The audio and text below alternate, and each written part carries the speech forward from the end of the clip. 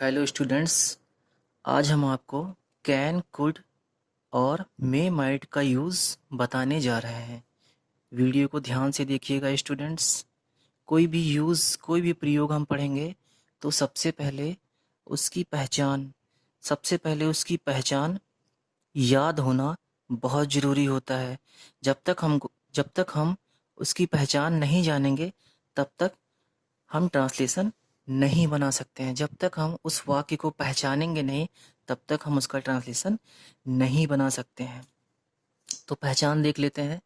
पहचान लिखा हुआ है, हिंदी वाक्य के अंत में सकता है, सकती है, सकते हैं या सकता था, सकती थी या सकते थे या सका, सकी, सके आने पर कैन कुड या मे माइट का प्रयोग करते हैं।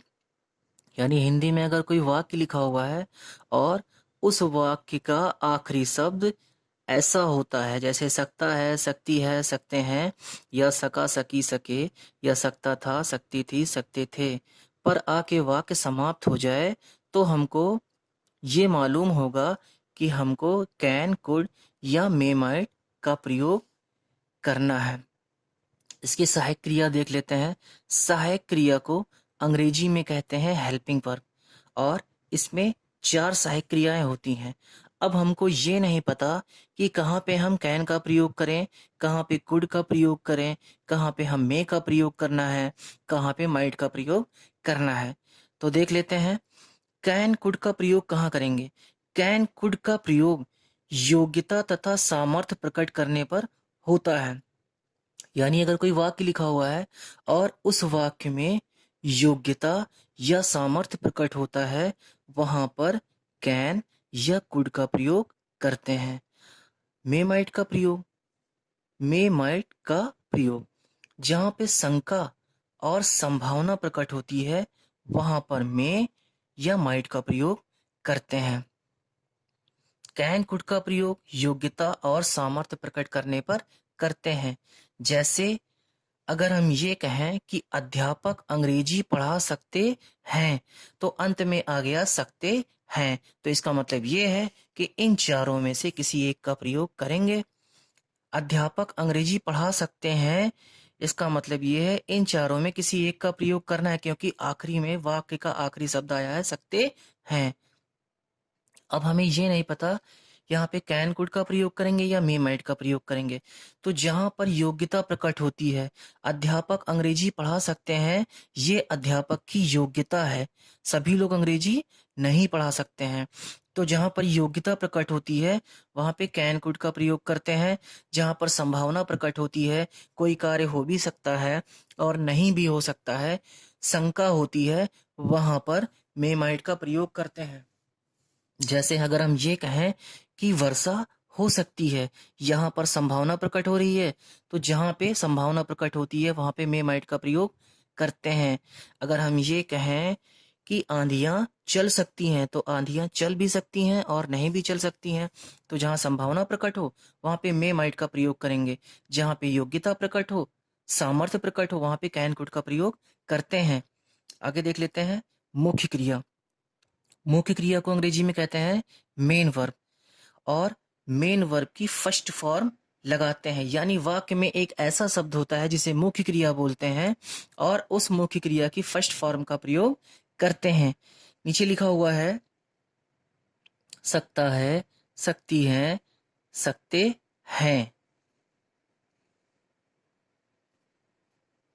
सकता है, सकती है, सकते हैं आने पर यानी जब वाक्य प्रेजेंट में हो तो कैन या मे का प्रयोग करते हैं। तथा सकता था, सकती थी, सकते थे या सका, सकी, सके आने पर कुड या माइट का प्रयोग करते हैं।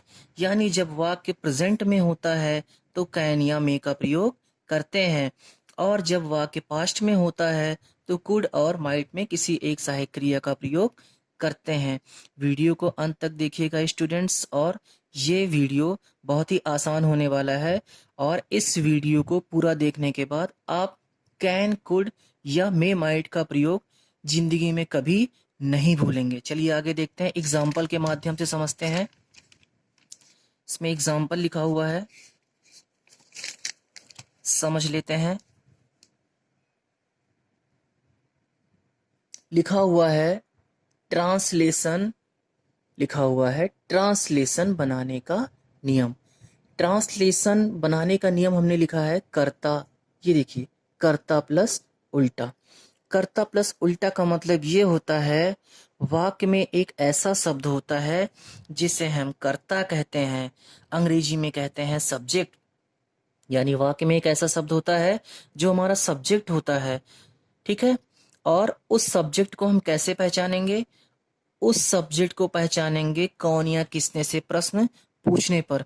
यानी हम कौन या किसने से प्रश्न करेंगे और जो हमारा उत्तर आएगा वही हमारा कर्ता यानी सब्जेक्ट होगा। उल्टा का मतलब होता है पीछे से एक एक शब्द का ट्रांसलेशन बनाना। चलिए हम आगे बताते हैं। पहला एग्जाम्पल लिखा हुआ है, सबसे पहले वाक्य को पहचानना है। अध्यापक अंग्रेजी पढ़ा सकते हैं।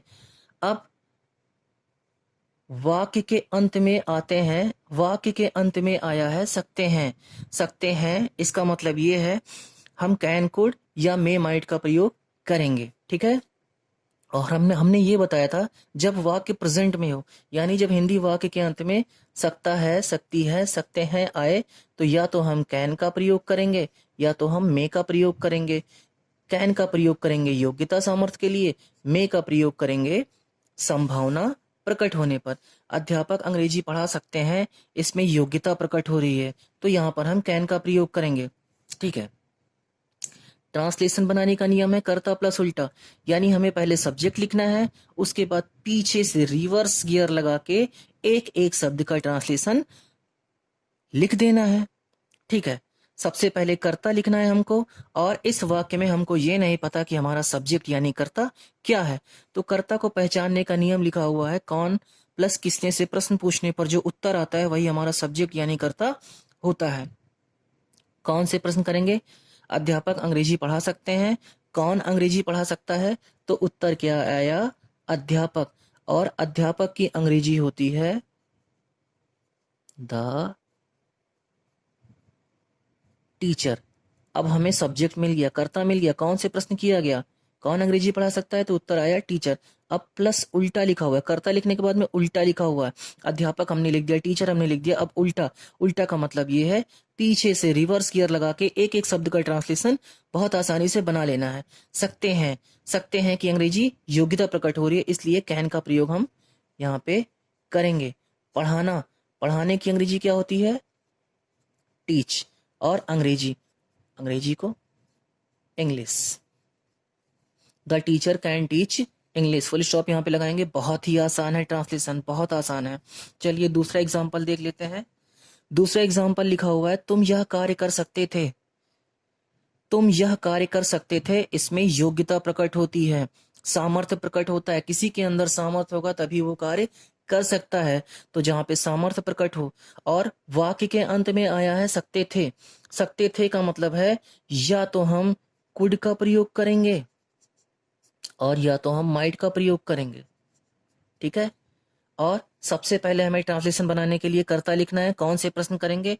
तुम यह कार्य कर सकते थे, कौन यह कार्य कर सकता था? तो उत्तर आया तुम। यू हो गया। अब उल्टा, उल्टा का मतलब पीछे से ट्रांसलेशन बनाना है। सकते थे, सकते थे की अंग्रेजी यहाँ पे हम क्या लिखेंगे? योग्यता प्रकट हो रही है इसलिए यहाँ पे लिखेंगे यू कुड। करना, पीछे से ट्रांसलेशन बनाना है, करने की अंग्रेजी लिखेंगे डू। यह कार्य, यह कार्य की अंग्रेजी होगी दिस वर्क। बहुत आसान है। तीसरा सेंटेंस लिखा हुआ है, तीसरा एग्जांपल लिखा हुआ है, आंधियां चल सकती हैं। सबसे पहले हमें सब्जेक्ट लिखना है। कौन से प्रश्न करो? कौन चल सकता है? तो उत्तर आया आंधियां। आंधियां की अंग्रेजी होती है द स्टॉर्म्स। The storms. अब यहाँ पे देख लेते हैं, यहाँ पे योग्यता प्रकट हो रहा है या संभावना। आंधियां चलना हमने अभी आपको बताया था, आंधियां चलना कोई फिक्स नहीं होता है, कोई पक्का नहीं होता है। आंधियां चल भी सकती हैं और नहीं भी चल सकती हैं। यहाँ पे कोई योग्यता प्रकट नहीं हो रही है, यहाँ पे संभावना प्रकट हो रहा है। आंधियां चल सकती हैं, यहाँ पे संभावना है। तो सकता है, सकती है, सकते हैं और संभावना प्रकट होता है तो या हम कैन का प्रयोग करेंगे या तो हम मे का प्रयोग करेंगे। यहाँ पे हम मे का प्रयोग करेंगे, संभावना प्रकट हो रहा है।